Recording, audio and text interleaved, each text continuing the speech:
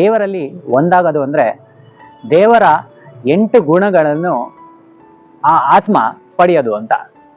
ಯಾವುದು ಈ 8 ಗುಣಗಳು ಅಂದ್ರ, ಮೊದಲನೇದು ಅಪಹತ ಪಾಪ್ಮ ಅಂತ, ಅಂದ್ರೆ ಯಾವುದೇ ರೀತಿಯಾದ ಪಾಪಗಳಿಂದ ಮುಕ್ತರಾಗ್ತಾರೆ. ಎರಡನೇದು ವಿಜರಹ ಅಂತ, ಅಂದ್ರೆ ಈ ವಯಸ್ಸಾಗೋದಾಗ್ಲಿ ಅಥವಾ ಮುಪ್ಪಿನಿಂದ ಕಾಡೋದಾಗ್ಲಿ ಅವ್ರಿಗೆ ಇರಲ್ಲ.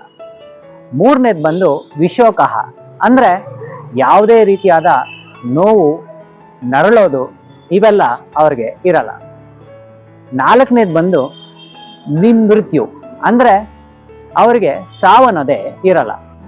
ಐದನೇದು ವಿಜಿತ್ಹತ್ಸ ಅಂತ, ಅಂದ್ರೆ ಅವ್ರಿಗೆ ಹಸಿವು ಕಾಡಲ್ಲ.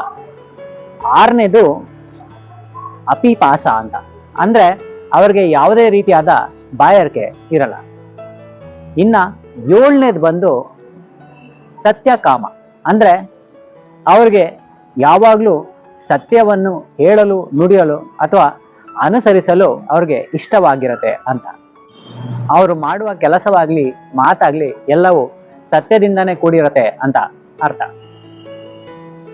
ಮತ್ತೆ ಎಂಟನೇದು ಬಂದು ಸತ್ಯ ಸಂಕಲ್ಪ, ಅಂದ್ರೆ ಅವರು ಯಾವುದೇ ರೀತಿಯಾದ ಕೆಲಸವನ್ನ ಮಾಡಲು ಅಥವಾ ಯೋಚನೆ ಮಾಡಿದರೂ ಅದು ಅವರಿಗೆ ಆಗತ್ತೆ, ಮತ್ತೆ ಅದು ಸತ್ಯ ದಾರಿಯೇ ಆಗಿರತ್ತೆ. ಈ 8 ಪರಮಾತ್ಮನ ಗುಣಗಳು ನಮ್ಮ ಆತ್ಮಗಳಲ್ಲಿ ಬಂದು ಸೇರತ್ತೆ. ಈ ಗುಣಗಳಿಂದ ಆತ್ಮವು ಪರಮಾತ್ಮ ಒಟ್ಟಿಗೆ ಇರತ್ತೆ. ಅದನ್ನ ನಾವು ಮೋಕ್ಷ ಹೊಂದೋದು ಅಂತ ಹೇಳ್ತೀವಿ.